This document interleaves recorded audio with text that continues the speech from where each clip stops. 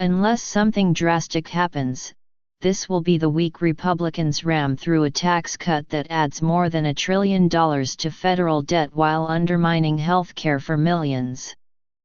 They will do so by violating all previous norms for major legislation, having held not a single hearing and rushed to a vote before the new senator from Alabama could be seated. The question is, why are they doing this?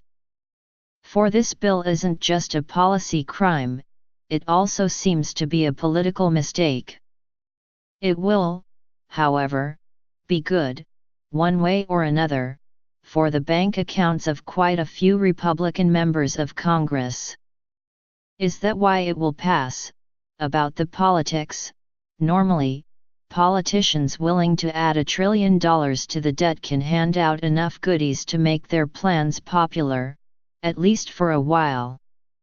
The George W. Bush tax cuts heavily favored the rich over the middle class, but they contained enough clear middle-class tax cuts to have broad public approval, at least at first. This bill, however, faces heavy disapproval.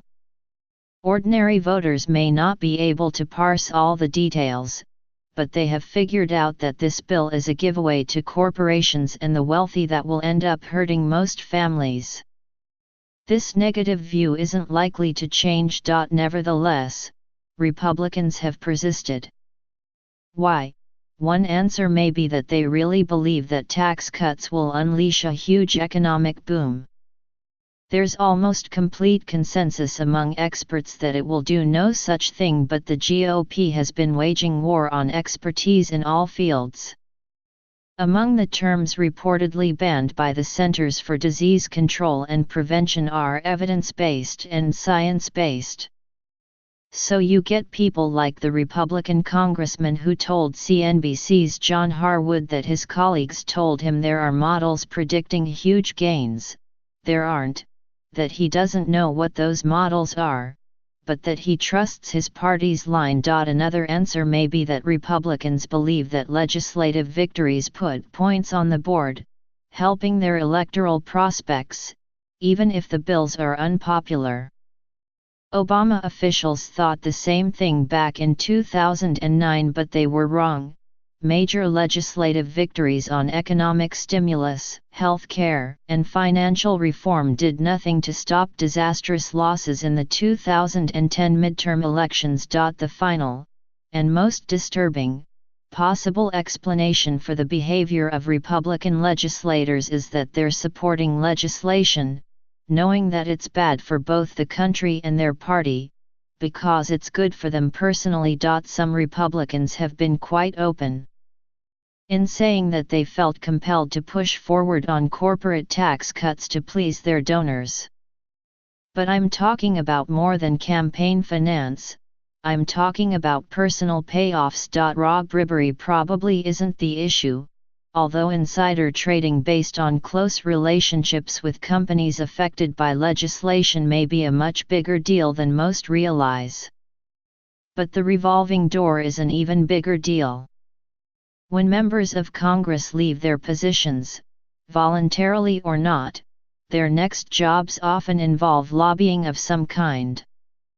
This gives them an incentive to keep the big money guys happy, never mind what voters think. One perverse effect of this incentive is that recent GOP electoral losses may have strengthened the party's determination to do unpopular things. Suppose you represent a mildly Republican-leaning district in, say, California or New York.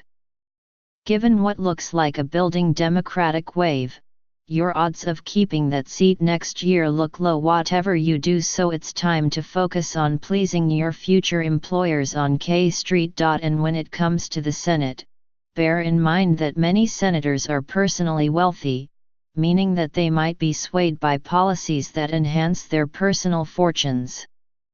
Which brings us to the Corker kickback. Senator Bob Corker, citing concerns about the deficit, was the only Republican to vote against the Senate version of the tax bill. Now, however, he says he will vote for a final version that is no better when it comes to fiscal probity. What changed?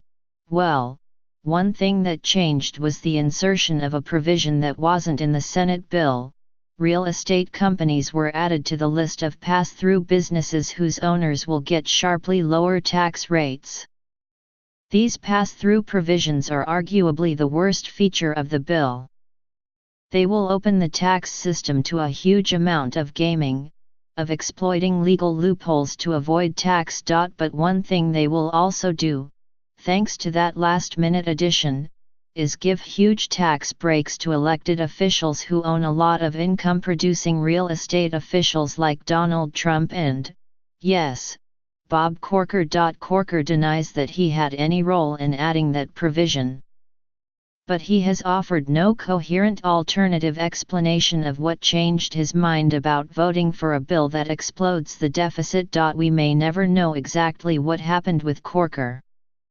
But there's every reason to believe that Republicans in Congress are taking their cues from a president who openly uses his office to enrich himself.